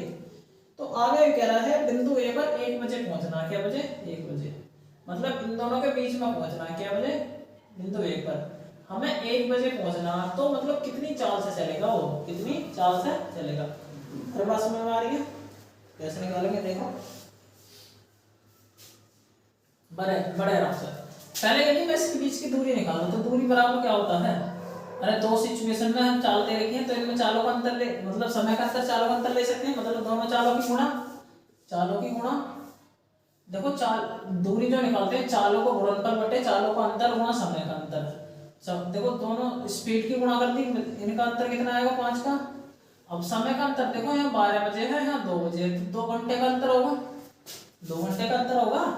तो यदि मैं ऐसा हल करूं, देखो 5 या 15 3 2 6 कितना 60 किलोमीटर आ गया, दूरी आ गई 60 किलोमीटर की, दूरी क्या आ गई 60 किलोमीटर की। तो पहली कंडीशन में से हम इसका समय निकाल सकते हैं। देखो समय बराबर क्या होता है, दूरी बटे 4, तो इसकी दूरी कितनी 60 है, 4 कितनी होगी 10, तो पहली कंडीशन में 6 घंटे ले रहा हूं। अब तीसरी कंडीशन में क्या है, तीसरी कंडीशन में दूरी तो वही रहेगी और स्पीड है 15, तो मतलब 4 घंटे पहुंचेगा, अरे 4 घंटे। अब जरा एक बात सोचो, इनमें दोनों में 2 घंटे का अंतर है, पर बताना किससे, मतलब इन दोनों के बीच बताना, तो मतलब कितने घंटे में पहुंचेगा, 5 घंटे में पहुंचेगा। बिंदु ए पर 1 बजे क्या घंटे में पहुंचेगा, 5 घंटे में, जाहिर सी बात है यार, कितने 5 घंटे में पहुंच जाएगा, ठीक है। अब 5 घंटे में मतलब देखो समय बता 5 घंटे, अब यहाँ पे चाल बतानी है। देखो चाल बराबर क्या होती है, दूरी बटे समय। दूरी 60 है, चाल कितनी है 5, तो कितना आएगा 12, 12 पंजे 60 किलोमीटर प्रति घंटा, ये आंसर है। ये क्या आंसर आपका, ठीक है भाई। 27 28 पर चलते हैं। देखो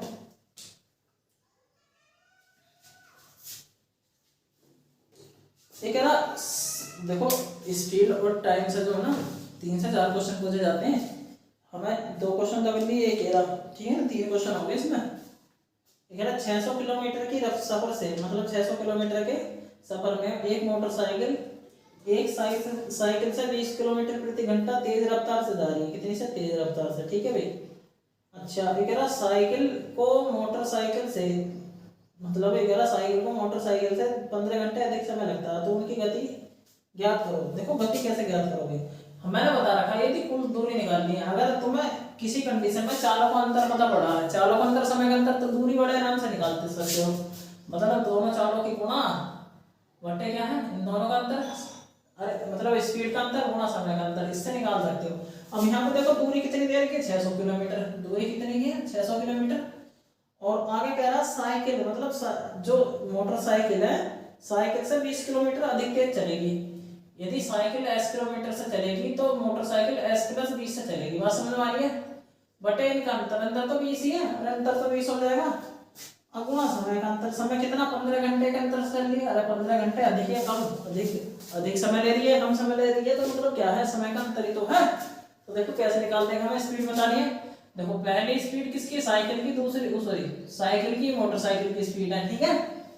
तो देखो इसे मैं हल करूं, 15 चौका 60, 40 होगा। यदि मैं इन्हें यहाँ गुणा में लिखूं तो 20 गुणा 40 ले दूंगा। अब यहाँ जरा सोच के देखो, s इंटू एस प्लस 20। यदि देखो गुणनखंड मेथड से देखें, ये वाली चीज क्या है, 20 प्लस 20 ही तो है। अरे 20 प्लस 20 इंटू 20, अब बात समझ में आ रही है। यहाँ s प्लस 20, अरे मतलब 20 ऐड हो रहा, ये वाली कंडीशन बिल्कुल सेटिस्फाई कर रही है। बात समझ में आ रही है। यदि मैं कह दूंगा s का मान 20 है, यहाँ पे क्या कह दूंगा s का मान 20 है, और s प्लस 20 का मान 40 हो जाएगा। मतलब पहली स्पीड 20 है s1, और दूसरी स्पीड s2 कितनी हो जाएगी 40। बात समझ में आ गई, किलोमीटर प्रति घंटा दोनों की स्पीड आ रही है। ये बड़े आराम से आप कर सकते हो उस तरीके से, ठीक है भाई। देखो अगले क्वेश्चन पे ध्यान दो, क्वेश्चन नंबर 29, ठीक है। और 5-6 क्वेश्चन दिए हैं। देखो क्वेश्चन नंबर 29 को आते हैं। देखो 29वां क्वेश्चन में क्या कह रहा था, ये कह रहा अगर x बराबर a b माइनस का सी है,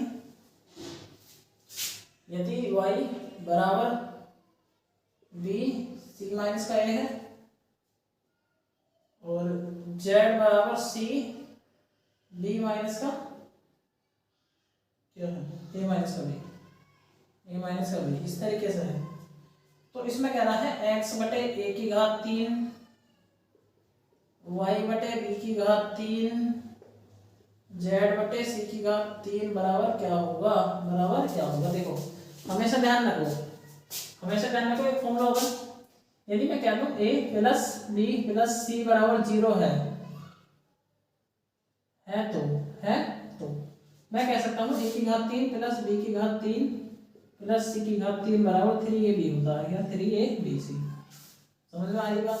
यदि ऐसा है तब देखो, तो हम देखेंगे यहाँ पे हमें x बटे a लेना, फिर x y बटे b, मतलब यदि मैं इसे यहाँ से ज्ञात करूँ, x बटे a का मान क्या निकाल लूंगा, यहाँ से b माइनस का c, यहाँ से y बटे b का मान निकाल लूंगा c माइनस का a, यहाँ से z बटे c का मान निकाल लूंगा a माइनस का b। यदि बच्चों में इन तीनों को जोड़ के देखूं, यदि मैं सपोज करो, देखो मैं जोड़ रहा हूँ, देखो मैं यहाँ जोड़ रहा हूँ b माइनस का c और c माइनस का a, जोड़ूंगा तो a प्लस a माइनस का c, जोड़ूंगा तो a से a कट जाएगा, b से b कटेगा, c से c कट जाएगा, मतलब जोड़ के योग कितना आ रहा है 0। यदि योग 0 आ रहा है, योग क्या आ रहा है 0, तो बड़े आराम से 3abc, ये abc के मान है पूरा, मैं कैपिटल कर दूंगा, कैपिटल abc, तो बराबर क्या आएगा 3x बटे a गुणा y बटे b गुणा z बटे c। तो मैं कह सकता हूँ 3x y z बटे abc। समझ में आ गया आंसर।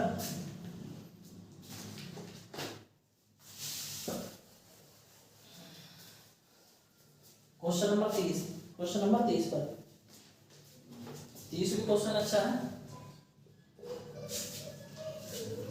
देखो 3x प्लस का 1/2 बराबर कितना है 5 है। देखो इन क्वेश्चन में बच्चे कंफ्यूज हो जाते हैं। इसमें क्या पूछ रहा है, देखो पूछ रहा है 8x3 प्लस 1/27x3 का मान बताओ क्या होगा।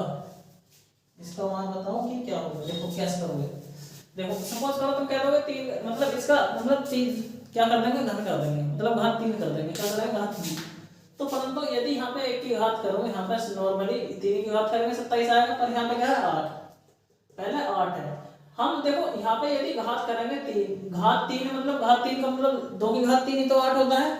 तो सपोज हमें शुरू में 2 लाना, शुरू में 2 लाना, और यहाँ पर 27 तो यहाँ पर 3 लाना। तो कैसे करेंगे, अरे 2 मतलब 2/3 से भाग कर दो, 2/3 से भाग करेंगे तो 2x आएगा, प्लस 2/3 से गुणा कर देंगे, 2/3 से क्या करेंगे गुणा, इसमें पूरे में 2/3 से गुणा कर दोगे तो 3 से 3 कट जाएगा, 2 आ जाएगा। जब इसमें यहाँ पर गुणा होगा 2 से 2 कटेगा, नीचे 3 आ जाएगा, 1/3x बराबर कितना 3। देखो 5 दूनी 10/3 हो जाएगा। अरे बात समझ में आ रही है। देखो यहाँ पे यदि इस तरीके का क्वेश्चन है, इस तरीके का कोई भी क्वेश्चन दे रखा है, चलो मैं बता देता हूँ। देखो a की घात 3 प्लस a प्लस b, यदि इसकी घात 3 की जाए, इसकी घात 3 की जाए तो a की घात 3 प्लस b की घात 3 प्लस का 3ab into a plus b होता है फॉर्मूला, यही तो होता है। तो यही हम लगाने जाने मतलब इनकी घात 3 कर देंगे, क्या करेंगे घात 3, मतलब यदि इसकी घात 3 का फॉर्मूला खोलो तो पहले की घात 3, अरे इसकी घात 3 मतलब 8 x की घात 3 प्लस फिर इसकी घात 3 यानी 27 x की घात 3, फिर क्या है प्लस का 3ab प्लस का 3, a का मतलब क्या है 2x और b का मतलब 3x है, एक बटे में into a plus b, into a plus b का मान तो 10/3 है, बराबर इसकी घात 3 कर दो। अरे इसकी घात 3 करोगे ना, 10/3 की घात 3 हल ही करना, तुम्हें क्या करना, हल करना, इसे मिटा दो। देखो हमें इसका मान निकालना, किसका, ऐसे छोड़कर बाकी को हल कर लो। x से x कटेगा, 3 से 3 कटेगा, देखो 10 दूनी 20/3, मतलब ऐसा हल करेंगे कितना आएगा 1000/27 बराबर माइनस का, इसे डराएंगे तो माइनस होगा। अरे 10 दूनी 20, 20/3 हो जाएगा। देखो हर समान करने के लिए 9 से गुणा कर दो, क्योंकि 9 3 27 होते हैं, यहाँ भी 9 से गुणा हो जाएगी। तो क्या दूंगा, कितना हो जाएगा 1000 माइनस का 2 दूनी 18/27। तो मैं कह सकता हूँ, यदि मैं सपोज करो मैं 200 घटा दूं, 180 की जगह 200 घटा दूं तो 800 बचेगा, और 20 तो मैंने ज्यादा घटा दिया, तो 20 उसमें जोड़ दूंगा तो 820/27 आ जाएगा, कितना आएगा 27। अरे बटे में 27 आ रहा, ऑप्शन में चेक कर लें किसमें 27, एक ही ऑप्शन में 27 है, 30 सही, एक ही ऑप्शन में 27 है, 30 सही, 10/27 ये आंसर हो जाएगा आपका। ठीक है भाई, एक ही ऑप्शन में इतना है, वो बाकी कटे तो है नहीं है। क्वेश्चन नंबर 31 पे चला गया। देखो भाई 31 में क्वेश्चन में है क्या, 31 में क्वेश्चन में है क्या, इसमें कह रहा है एक खंबे की परछाई की लंबाई, एक खंबे की परछाई, देखो खंबा है, क्या है खंबा, अब किसी की परछाई, परछाई तो जमीन में पड़ी है, परछाई का पड़ा है जमीन पर इस तरीके से। अरे बात समझ में आ रही है। एक खंबा है ये वाला, एक खंबे और उसकी परछाई, ये कह रहा है एक खंबे की परछाई की लंबाई को उसकी ऊंचाई का √3 गुना है, मतलब यदि ऊंचाई 1 है, उसका छाया कितनी है, मतलब उसकी परछाई कितनी है, √3 गुना किसकी, उसकी लंबाई का, जो खंबे की लंबाई है उसका √3 गुना है। अरे सही है, त्रिभुज में गए तो √3 गुना है, तो उन्हें कोण ज्ञात करो, मतलब थीटा ज्ञात करना, थीटा मतलब मैं बात करूं tan थीटा, tan थीटा बराबर लंब बटे करण, लंब बटे करण, लंब बटे करण। अब लंब बटे करण एक आएगा, करण कितना होगा 3, अरे ओ सॉरी लंब बटे आधार होगा, tan थीटा बराबर क्या होगा लंब बटे आधार, लंब और आधार, तो लंब आधार, लंब आधार ये होगा, और 1/√3 tan में किसका मान होता है 30 का ही तो होगा, थीटा का मान कितना होगा 30 डिग्री होगा, ये तो मान तो पता होनी चाहिए। अरे tan थीटा में 1/3 किसका मान होता है, 1/√3 किसका होता है 30 का। क्वेश्चन नंबर 32, ये कह रहा है 22 सेंटीमीटर गुणा 12 सेंटीमीटर कि आयताकार चादर है, क्या है आयताकार, इस तरीके से कोई चादर है, ठीक है भाई, ये 22 है, ये कितनी है 12 सेंटीमीटर, ठीक है भाई, इस तरीके से कोई चादर है हमारे पास। ये कह रहा है इसकी लंबाई के परित है, मतलब लंबाई के परित ऐसे मोड़ेंगे, ऐसे मोड़ेंगे, अरे बात समझ में आ रही है, लंबाई के परित मोड़ के एक बेलन बना दिया, क्या बना दिया बेलन, अरे बात समझ में आ रही है, लंबाई के परित मोड़ के क्या बना दिया हमने बेलन। इसमें खुद ही कह रहा है, कह रहा लंबाई के परित मोड़ के एक बेलन बनाया गया, बेलन का आयतन ज्ञात करो। देखो यदि हम इसके परित मोड़ेंगे, जो इसके परित है, जो ये वाली लंबाई है, ये वाली लंबाई गोले में परिवर्तित हो जाएगी इस तरीके से, उसमें एक वृत्त में कन्वर्ट हो जाएगी। जो इसके वो है, जो इसकी ऊंचाई है, जो इसकी लंबाई है, लंबाई ऊंचाई को कम कर देगी 12 सेंटीमीटर। अच्छा मैं बात करता हूँ 22 सेंटीमीटर, 22 सेंटीमीटर किसका काम करेगा, ये बच्चों इसकी परिधि का काम करेगा, क्योंकि यदि हम मोड़ेंगे ये तो फुल कवर ऐसा हो जाएगी। अगर सपोज करो किसी कागज को मोड़ के देखना, कभी कागज को मोड़ के देखोगे तो उसकी लंबाई है किसमें परिधि में कन्वर्ट हो जाएगी, मतलब इसमें परिधि, मैं कह सकता हूँ ये 2πr में कन्वर्ट हो जाएगी परिधि। परिधि क्या होता है, यहाँ से r का मान बड़े आराम से निकाल सकते हो, अरे मैं कह सकता हूँ 2 गुणा 22/7 गुणा r बराबर 22, ठीक है भाई, 22 से 22 कटेगा तो r का मान कितना आएगा 7/2, कितना आएगा 7/2, तो इसकी त्रिज्या कितनी हो जाएगी 7/2। अरे हमें सही है क्या आयतन निकालने के लिए त्रिज्या चाहिए ऊंचाई चाहिए, तो मतलब इसका यदि आयतन निकालना, आयतन देखो पाई r स्क्वायर h फॉर्मूला होता है किसका, बेलन के आयतन का, तो बस मान रख दो 22/7, इसका मान 7/2 गुणा 7/2, देखो वर्ग है तो 2 बार गुणा में लिख दिया मैंने, h दे रखा 12, देखो 2 दूनी 4 या 12, ठीक है, 7 से 7 कटेगा, 7 के 21, देखो 22 गुणा 21 कितना आएगा, देखो 21 दूनी 42, हाँ से 4, 21 दूनी 42 4 46, 42 4 46, देखो सेंटीमीटर की घात 3 हो जाएगा। आयतन में क्या होता है सेंटीमीटर की घात 3, समझ में आ गया इतना।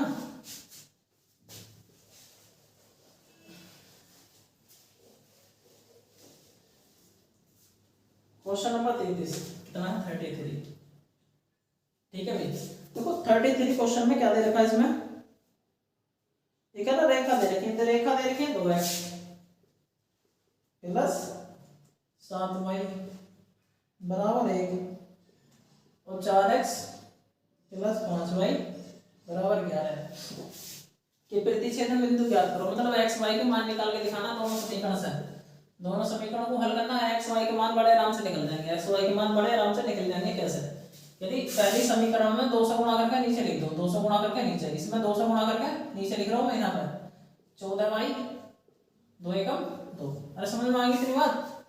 अब इसमें से मैं घटा रहा हूँ, देखो इसमें मैं घटा रहा हूँ, क्या करना घटा रहा हूँ, यदि घटाऊँ तो कितना आएगा, अरे माइनस का 9x 9y याद आएगा, इसे मैं घटाऊंगा तो कितना आएगा, प्लस का 9 बचेगा यहाँ तो y का मान कितना आ जाएगा, माइनस का 1 आ जाएगा, अरे 9 से 9 कट जाएगा, और y का मान हमें पता पड़ गई कितना है, माइनस का 1, y का मान पता चल गई कि माइनस का 1 है, तो ऑप्शन में पहले ऑप्शन में देगा, पहले ऑप्शन में एक ही मान है बस माइनस का, अरे बाद में y का होगा, शुरू में x का होगा, तो पहला का मान 4 आ जाएगा, निकाल के देख लेना, तो बिंदु क्या होगा 4 का माइनस का 1। देखो कैसे हमें पता चले तो हमें y का मान निकल रहा, हमने ऑप्शन चेक करे, y का मान होता है दूसरे नंबर का, तो ये पहले ऑप्शन में माइनस का 1 है, दूसरे में 3 है, तीसरे ऑप्शन में दे रखा 4 है, चौथे ऑप्शन में माइनस का 2, तो पहले ऑप्शन में ही तो आ रहा माइनस का 1, तो पहला ऑप्शन ही हो जाएगा option number 1। Question number 34, question number 34 आपका ये कह रहा एक डीलर 600 रुपए अंकित मूल्य करने वाले एक टेबल खरीदता है, मतलब जो एक डीलर है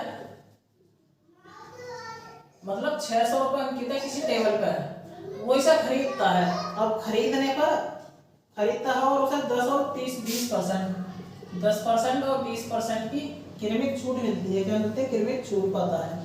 अब छूट के बाद मतलब क्या रुपए में खरीदेगा, छूट के बाद हम खरीदा हुआ मूल्य बताओ ना उसे, मतलब एक दुकान में गया डीलर और 600 रुपए, मतलब एक जो टेबल है उस पर 600 रुपए अंकित था, अब उसे छूट मिल गई क्या 10 और 20% की क्रमिक छूट है। जो क्रमिक छूट होते हैं, क्रमिक छूट के लिए क्या करते हैं 10 + 20 माइनस का 10 गुणा 20 बटे क्या करते हैं 100। अरे ये तो फॉर्मेट होता है लाभ हानि का, अगर पढ़ रखा होगा यही तो होता है छूट वाला क्रमिक छूट। यदि क्रमिक छूट निकालनी हो तो a + b माइनस का ए बी बटे 100, किरमिट छूट निकल जाएगी इस तरीके से। तो वही तो करा है मैंने, देखो 10 और 20 30, 30 इसे देखो कितना आएगा, तो यानी 30 में से 2 घटाऊंगा, छूट किरमिट छूट कितनी होगी 28%, कितनी होगी 28% की। बात समझ में आ रही है, यानी उसे 28% की छूट मिल गई। तो वस्तु कितने में, अरे अगर मैं इसका सेलिंग प्राइस निकालूं तो सेलिंग प्राइस कैसे निकलेगा, 600 गुणा, अरे सेलिंग प्राइस निकाल लो कितना, जब 600 की वस्तु, जब 28% की वस्तु तो 72 में बेचेगा, जाहिर सी बात है 72 बटे 100, इसका 72% निकालो, 72% की तो वस्तु मिली होगी वो, तो 72% निकालो, 0 से 0 कट गई, 6 दूनी 12, अरे 6 दूनी 12 हासिल 1, 6 सत्ते 42, मतलब रुपए में, मतलब उसका सेलिंग प्राइस आएगा कितना 432, कितना आएगा 432। आगे कह रहा है यदि वह उसे 500, अच्छा ये खुद बेच रहा है, उसे कितने बेच रहा है 540 में, कितने बेच रहा है 540 में, उसे 540 रुपए में बेचता, तो कितने रुपए का मतलब कितने रुपए की, मतलब कितने रुपए की ना, कितने परसेंट की उसे प्रॉफिट हुआ। अब क्या रुपए का मतलब देखो, यदि मैं 0 में से 2 घटाऊं तो 8 बचेगा, अच्छा मतलब कितना 108 आएगा, कितना आएगा बच्चों 108, मतलब 108 रुपए का लाभ हुआ, कितने का 432 पर, अरे 432 पर हुआ तो गुणा 100, इस तरीके से तो निकालना है। यदि मैं से हल करूं तो एक मतलब 4 गुना हो रहा नीचे वाले का, और 4 से इसे काटूंगा तो 25 आएगा, कितना आएगा 25, तो 25% आ जाएगा, कितना आएगा 25। अब मुझे कैसे पता पड़े कि 4 गुना होगा, देखो 8 चौका 32 और 100 चौका 4, तो यानी 432 होगा, कितना होगा 432। लास्ट क्वेश्चन है ना, देखो